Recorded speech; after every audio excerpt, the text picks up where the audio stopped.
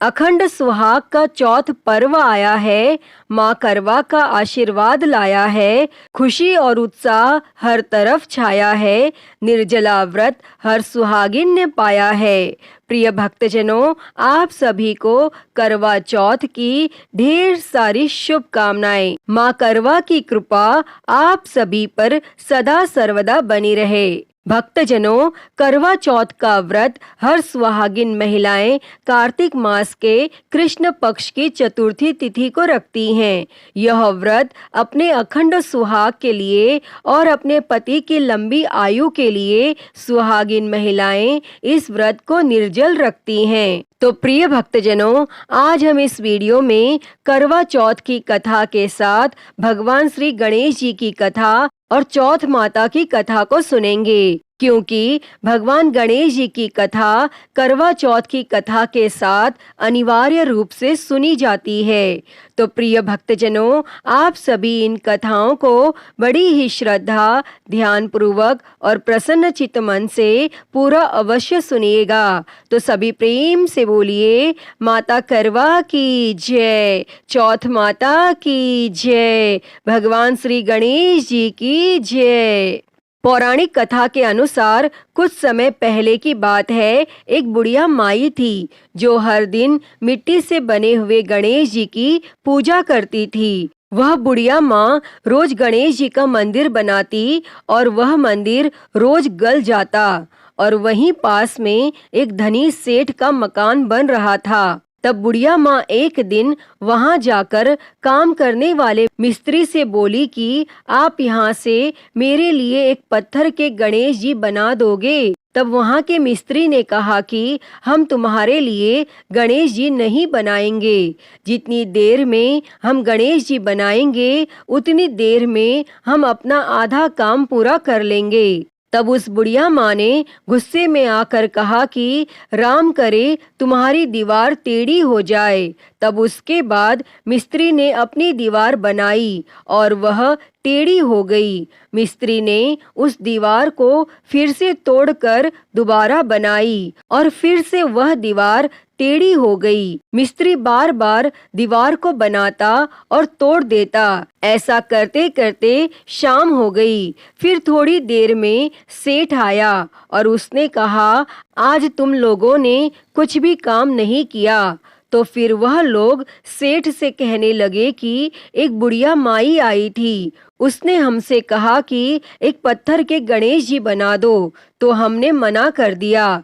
तब उसने कहा कि तुम्हारी दीवार टेढ़ी हो जाएगी, और तब से दीवार टेढ़ी ही बन रही है और हम बनाते हैं और उसे फिर तोड़ देते हैं।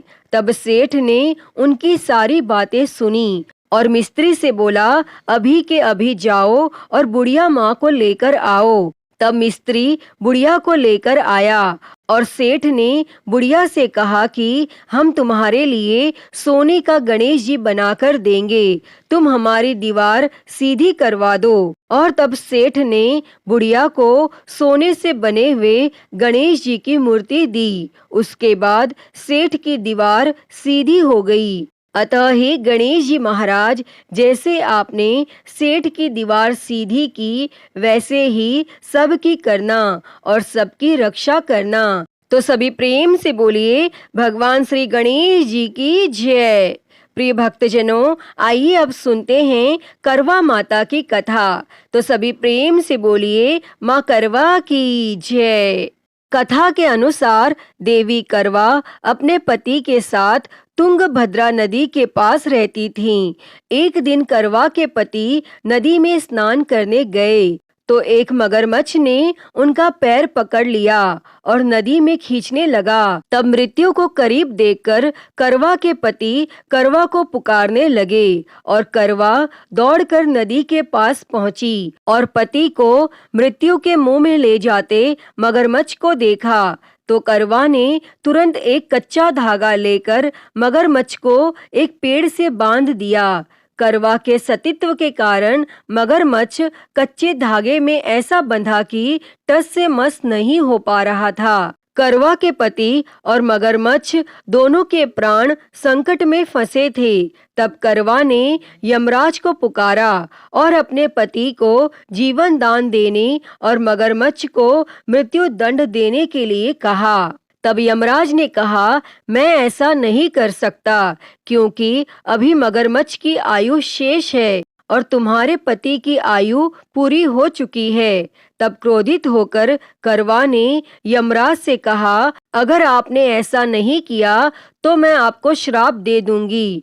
और सती के श्राप से भयभीत होकर यमराज ने तुरंत मगरमच्छ को यमलोक भेज दिया और करवा के पति को जीवन दान दिया। इसलिए करवा चौथ के व्रत में सुहागिन स्त्रियां करवा माता से प्रार्थना करती हैं कि हे करवा माता, जैसे आपने अपने पति को मृत्यु के मुंह से वापस निकाल लिया, वैसे ही हमारे सुहाग की भी रक्षा करना। तो सभी प्रेम से बोलिए, करवा माता की जय।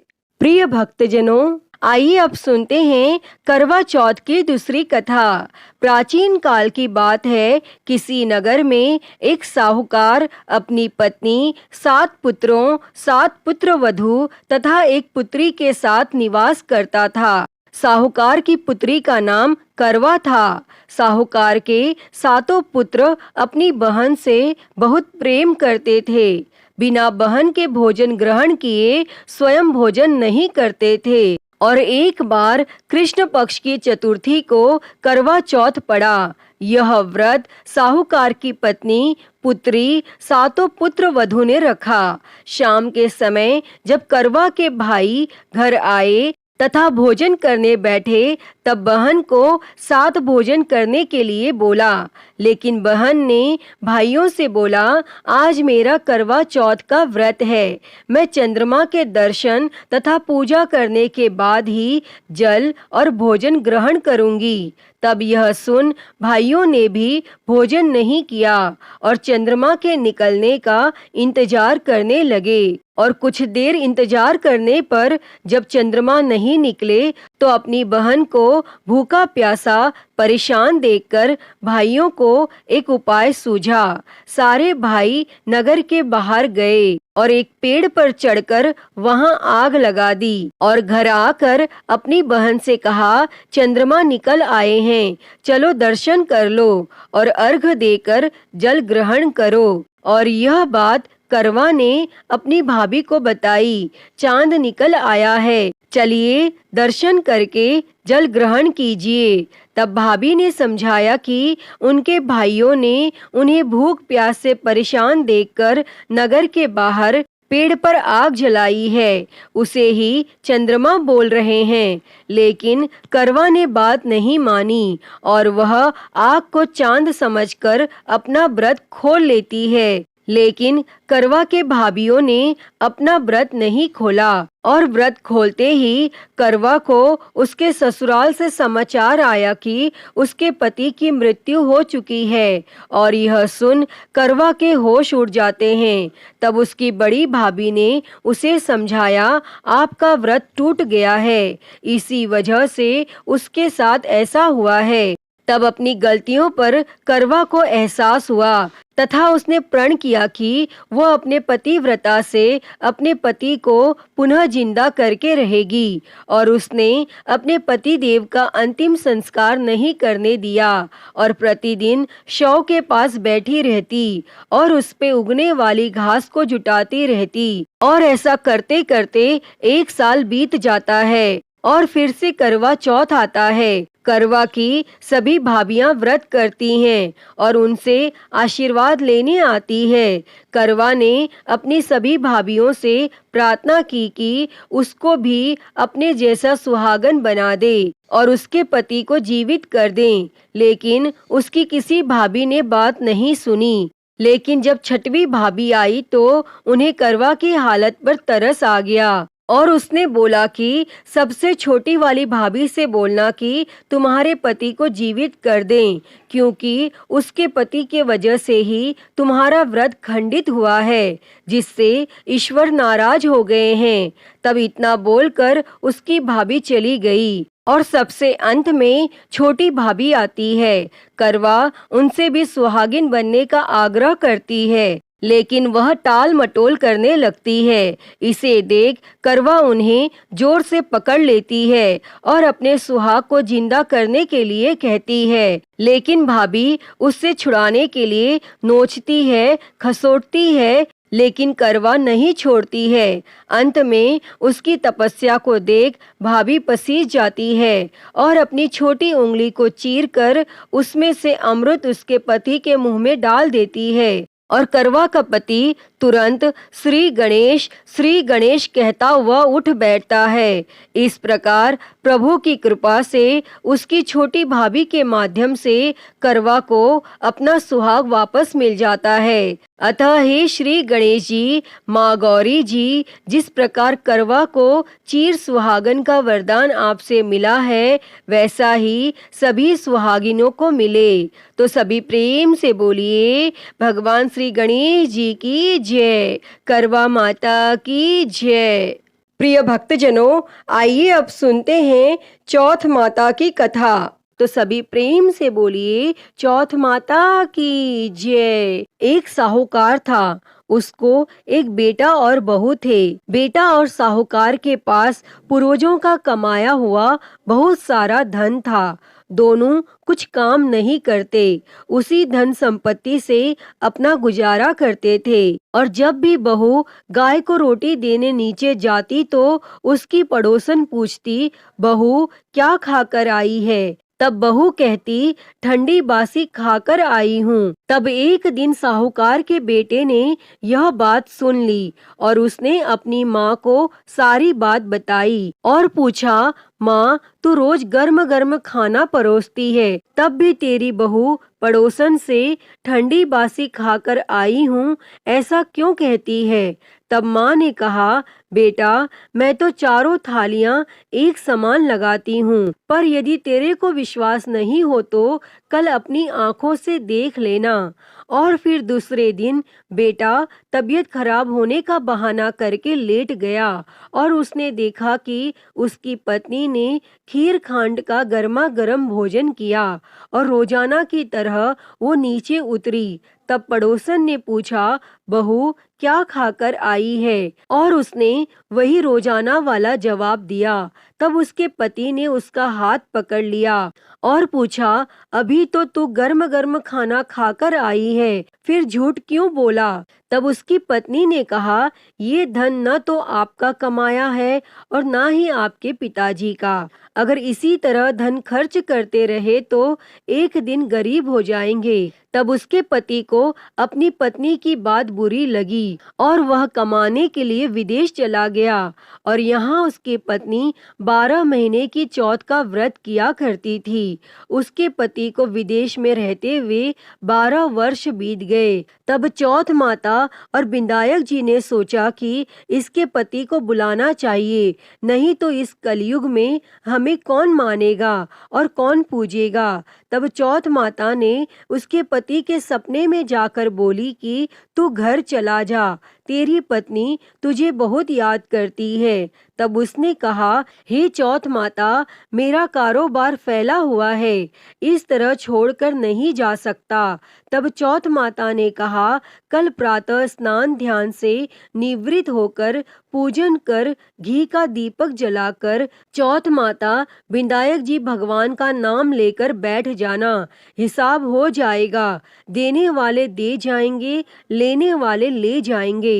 और उसने सुबह उठकर वैसा ही किया और उसका सारा कारोबार एक दिन में ही सिमट गया। और फिर जब वह घर जा रहा था तो रास्ते में एक सांप जलने के लिए जाता हुआ मिला। तब उसने सोचा सांप जल जाएगा और उसने सांप को सिसकार दिया। तभी सांप ने कहा, हे पापी दुष्ट, मैं तो अपनी सर्प योनि से मुक्ति पाने जा रहा था, लेकिन तूने मुझे सिसकार दिया, इसीलिए मैं तुझे डसूंगा। तब वह लड़का बोला, हे सर्पराज, तुम मुझे अवश्य डस लेना, बस मैं एक बार अपनी माँ एवं पत्नी से मिलना चाहता हूँ। आप कल रात मुझे डस लेना, मैं आपको वचन देता हूँ। और जब पति घर आया तो बहुत उदास था। माँ और पत्नी से मिला और अपने कमरे में जाकर सो गया। तब पत्नी के पूछने पर उसने सारी घटना बता दी और उसकी पत्नी बहुत चतुर थी। उसने पहली सीढ़ी पर दूध का कटोरा रख दिया, दूसरी पर बालू मिट्टी बिछा दी, तीसरी पर फूल की पंखुड़ियां बिखेर दी, चौथी पर इत्र छिड़क दिया, पांचवी पर गुलाल बिछा दी, छठी पर मिठाई रख दी और सातवीं पर सत्तू डाल दिया और अपनी चोटी नीचे लटकाकर कमरे का दरवाजा खुला छोड़कर सो गई। और तब सांप आया, उसने दूध पिया, बालों में किलोर कर बोला, साहूकार के बेटे, तूने सुख तो बहुत दिया, पर वचनों से बंधा हूँ, डसूंगा अवश्य। और सातों सीढ़ियों पर उसने ऐसा ही कहा। और जैसे ही वो डसने लगा तब चौथ माता और विनायक जी ढाल और तलवार बन गए और सांप के 4 टुकड़े कर दिए। तब सीढ़ियों पर खून ही खून हो गया और सांप की पूंछ का एक टुकड़ा लड़के की जूती में गिर गया। तब उसने सोचा कि जब यह अपनी जूती पहनेगा तब डस लूंगा।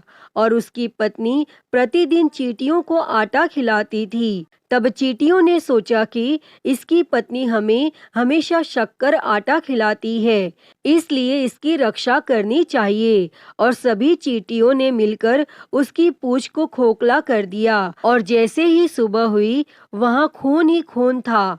और माँ यह सब देखकर रोने लगी। उसने सोचा मेरे बेटे बहू को किसी ने मार दिया है। तब माँ की आवाज सुनकर बेटा उठा और बोला, माँ, हमारा बेरी दुश्मन मरा है। और पूछने लगा कि मेरे पीछे से किसी ने धर्म पुण्य किया था क्या? तब माँ बोली, मैंने तो कुछ नहीं किया। और पत्नी से पूछा तो पत्नी ने कहा, मैं 12 महीने की चौथ माता का व्रत करती हूँ, इसलिए चौथ माता विनायक जी भगवान ने हमारी रक्षा करी है। तब सासू जी बोली, मैं इसको 4 समय खाना देती थी, तो फिर इसने चौथ का व्रत कब किया? तब बहू बोली, एक समय का खाना गाय को खिलाती थी, एक समय का ब्राह्मणी को देती थी, एक समय का जमीन में गाड़ देती और एक समय का चौथ का पूजन कर चांद को अर्घ देकर मैं स्वयं खाती थी। यदि विश्वास नहीं हो तो पूछ लो। और जब गाय माता से पूछा गया तो गाय के मुंह से पलाश के फूल गिरने लगे और ब्राह्मणी से पूछा तो उसने हामी भर ली और जमीन खोदकर देखा तो सोने के चक्र मिले। तब उसने सारी नगरी में कहलवा दिया, सब कोई चौथ माता का व्रत करें।